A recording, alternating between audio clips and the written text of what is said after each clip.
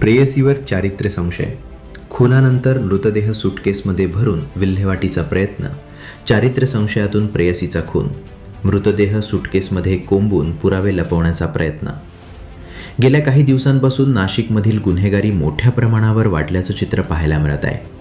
गेल्या 2 दिवसांपूर्वी तपोवनातील केवडीबन परिसरात एका महिलेचा मृतदेह सुटकेसमध्ये आढळून आला होता. या घटनेमुळे परिसरात खळबळ उडाली होती. मृत महिलेची ओळख पटवणं हे पोलिसांसमोर मोठं आव्हान होतं, पण पोलिसांनी 72 तासात या प्रकरणाचा छडा लावला आहे. पोलिसांनी कर्नाटकातून आरोपीच्या मुसक्या आवळल्या आहेत. पोलिसांनी सुटकेसमध्ये बॉडी सापडताच आडगाव पोलीस ठाण्यात गुन्हा दाखल होताच वरिष्ठ पोलीस आयुक्त संदीप कर्णिक, उपआयुक्त मोनिका राऊत आणि सहाय्यक पोलीस आयुक्त शेखर देशमुख यांच्या मार्गदर्शनाखाली तपासाची चक्रे वेगाने फिरू लागली.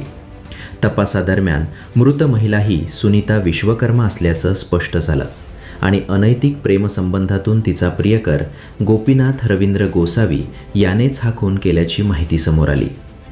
चारित्र्याच्या संशयातून प्रेयसीचा गळा आवळून खून करण्यात आला होता. एवढंच नाही तर मृतदेह बॅगेत टाकून केवडीबन परिसरात फेकला होता. अवघ्या 72 तासात आडगाव आणि उपनगर पोलिसांनी संयुक्त कारवाईत आरोपीचा शोध घेतला. कल्याण, रत्नागिरी, गोवा मार्गे मंगळूरपर्यंत पाठलाग करून आरोपी गोपीनाथ गोसावीला अटक केली आहे. तांत्रिक विश्लेषण आणि मानवी कौशल्याच्या आधारे पोलिसांनी आरोपीचा माग काढला.